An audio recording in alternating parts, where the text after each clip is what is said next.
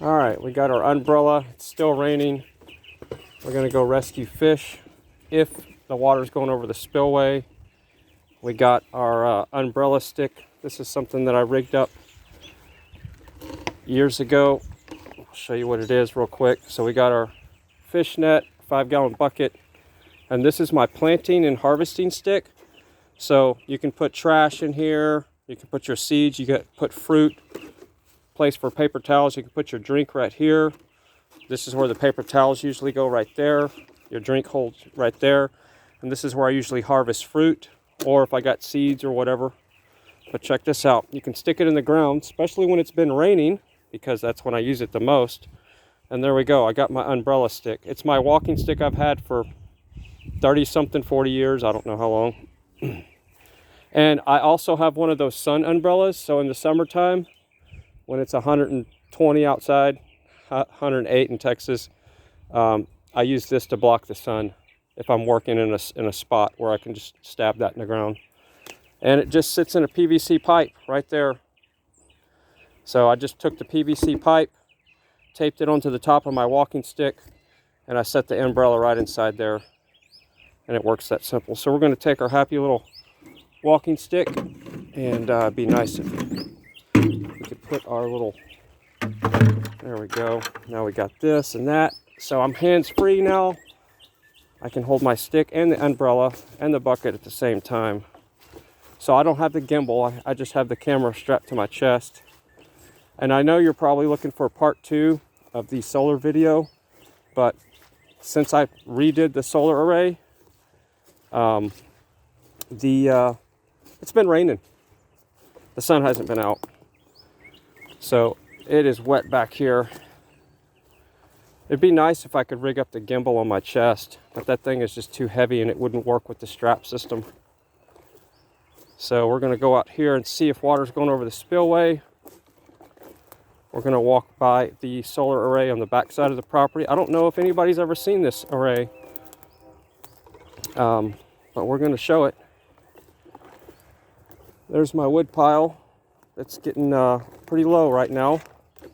That's where I used to harvest a lot of wood for the wood stove. I'm starting a new one though. There's the water. You can see the water in the island there. So we're heading to the spillway. It's very cold outside still. Well, not for people in Canada, but the cold here in Texas is pretty brutal because of the humidity. It can be 20 something degrees outside and 100% humidity, 97% humidity. So we're also looking at tree damage from the ice storm. So these panels didn't get any trees falling on them. Of course, lots of limbs broken over here. We'll walk by that in a second. I don't know if you can see that big tree that fell on the fence over there, which that thing was kind of blocking the view anyway. So that's going to be a lot of firewood. I don't know if you can see it, but it's right there. It used to block that view right there. And the more I look around, the more I see broken trees. We're going to go this way to look at more broken trees. I plan on premiering my videos at 11 o'clock. That's the goal. Wow, look at all the firewood now. These are called creek willows. Pretty sure that's the right name for them. That's what I call them. They're willow trees. But yeah, look at all this. Snap, crackle, pop everywhere. Look on the island. They're all broken over. They're in the tank. Let's go over here and look in the water. Now this is my blackberry, and I got blackberries that I planted all throughout here, so that green stuff is going to be the blackberries. So yeah, you can see all the wood in the tank that's fallen in there from the ice storm. I don't hear the water running over the spillway, so I won't have to rescue. There's a compressor. I need to get that out of the rain. I wonder if that still turns. I used this on a video project I need to post. Yeah, still turns. So maybe we're not getting water inside the pistons. That's still a good compressor. I need to do something cool with it. But yeah, look at all the wood, the trees. It's probably kind of dangerous to stand under these trees at this point, because I heard on the radio today that trees are still falling on people's homes and their limbs are still breaking. So I guess what's going on is the limbs are cracked. You can't see it. And the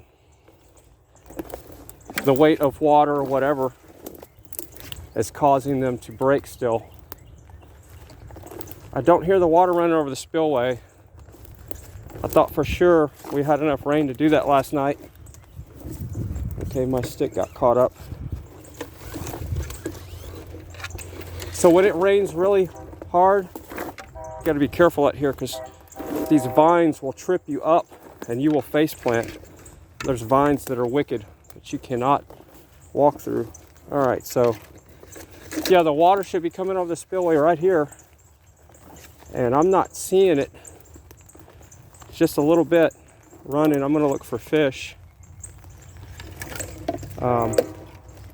Yeah, it would be going about 18 to 36 feet wide here. So it would be rushing over this, and the fish would be all throughout here.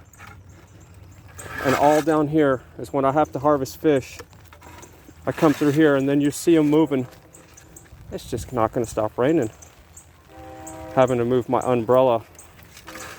The only thing about this umbrella stick concept that I have is it's a little bit long to carry it for some people. But yeah, I don't see any fish out here right now. But this is usually a creek of running water when it rains hard, the spillway. It just runs right through here about 6 to 10 feet wide. So we're gonna go over here and get a good look at the spillway. We're gonna head back to the house because it's about 46 degrees and I'm in shorts with rubber boots and it's raining. So this is the spillway, and I built this spillway. I rebuilt it 2 or 3 times, but you can't see it, but the trees have grown up all around it. But it goes from over there to over here. It's solid rock and mesh to stop the erosion, because originally when I built this tank, the spillway blew out over here. And I was out here while it was raining trying to stop the erosion and throwing rocks in it and everything. And you can still see when the water comes over the spillway over here, when it's really raining, I still have an erosion problem right here. You can see, so I need to address that with some rocks and wood chips and maybe a tarp or something to stop the erosion. But once the roots take hold, that's pretty much goes away. But yeah, that's getting out of hand right there. This is my trail for the golf cart and the four-wheeler right here that goes straight up here. Of course, I got to clear my trail now with all the wood. There's some honeysuckle growing up this tree right here. It smells really nice in the spring and the summer. So yeah, it's just still raining, but one fast rain and the spillway will be flowing. So we're gonna get some footage of me rescuing fish pretty soon. That's for sure. And it takes a long time. It's a long process because you got to sit there and wait for the fish to move. If you scare them too much, they'll run off under the grass where you can't find them. So you kind of got to sneak up on them. It's strategery with the fish hunting. But I'm glad I don't have to do that today because it's cold and wet. Prefer to do that on days when the sun's out. So we're gonna walk back this way, right beside the water. Oh, it's cold. And I just have a shirt on and shorts. There's some more blackberry bushes. I planted them on the property when I first got this place. And they were already here, but I've been planting different varieties. So I have no idea what variety that is. But there's the piece of tin from the tornado last year that was on the island, and I finally took it off the island in the drought. This was all no water a couple months ago. I'll have to find the pictures of it when it was dry, and if I find it, it'll be in the video right about now. You'll be seeing how dry it was. But yeah, there's that piece of tin that flew on the island from the tornado. There's my old fish net. It's seen better days. We're just cruising through here looking at the tree damage. A lot of it. Let's get a look at the this side of the island. And then we're going to get over this branch here without falling. We'll get a look at the tank before I go in. Sorry about the camera. Here's another view. There's the boat. You can see the cactus and the agave plants. There was ducks out here a couple of days ago. I'm sure they're still hiding. But you can see the green stuff on the tank. That's parrot's feather. I planted that stuff years ago, and it's propagating pretty good. But yeah, that was all dry for the most part a couple months ago. We're coming up on the water well here on the left. It's an airlift system. My old subscribers know all about that because I've done a lot of videos about my airlift system. It works off an air compressor. Run it on solar 110. It averages about 17 psi, about 2 cubic feet per minute to run. And I have 3 pumping mechanisms in that one well. It's a 4-inch casing. And you can see I got 1.25 inches coming out over here. That feeds the tank or whatever I'm irrigating. And then I have 2 3/4 inch going to the house. And then this is for my solar. That's to shut off the solar panels. I'll just exercise that real quick. Kind of clean those connections. All right, and yeah, I know that's not up to code. But what is? Whose code?